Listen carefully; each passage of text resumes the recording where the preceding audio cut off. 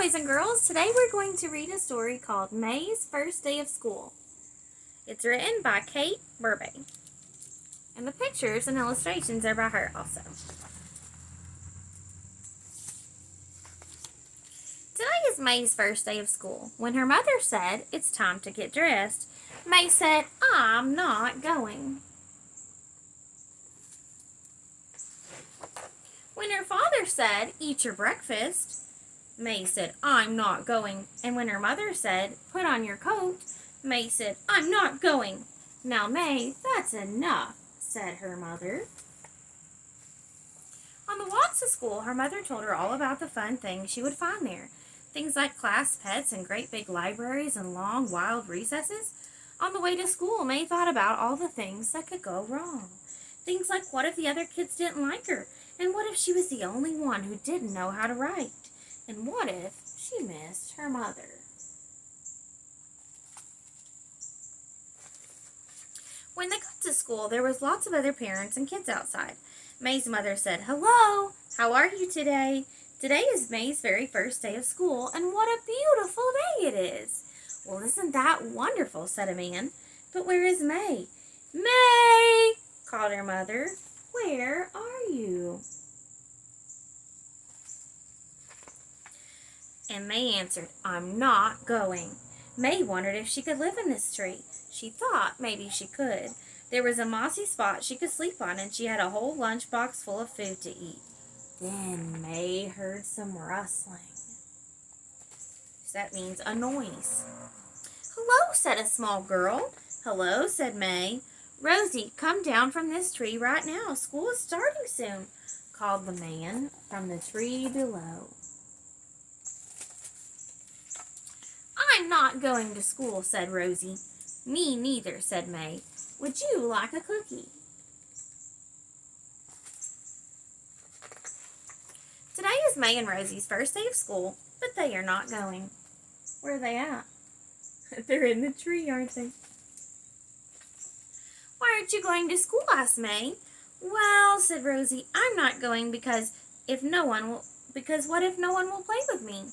Or what if I have to read? I don't know. Or what if I miss my dad?" Just then they heard a rustling sound of someone else coming up.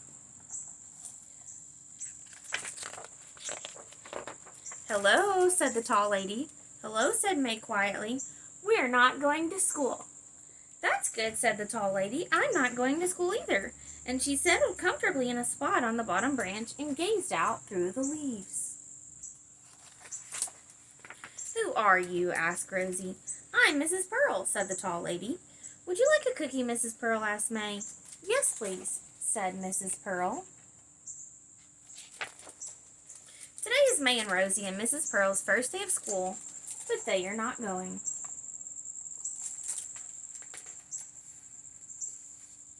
"Mrs. Pearl, why aren't you going to school?" asked May. "Well," she answered, "I'm not going because what if the kids don't like me? Or what if I forget how to spell Tuesday? Or what if I miss my cat?"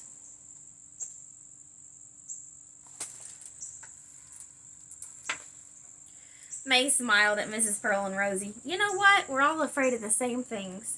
I'm glad I'm not the only one." "Me too," said Rosie. "And you know what else? You don't have to be worried about nobody liking you, because I like both." "Me too," said Mrs. Pearl. "And you don't have to be worried about making mistakes when you're reading and writing. School is for learning things."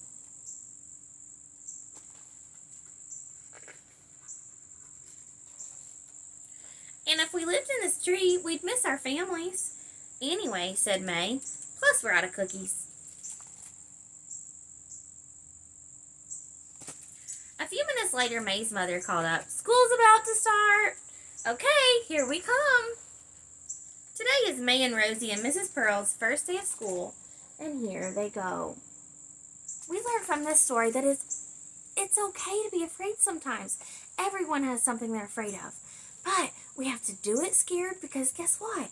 When we do it more and more and more, then it won't be scary anymore. So just remember, as you come to your first day of school, remember that all the other boys and girls are having their first day of school also. And so we're going to help encourage each other, and we'll help a friend if they're upset, and make sure that you're smiling and maybe see if they want a hug if they're upset. So we're going to have so much fun at school. I can't wait to see you there.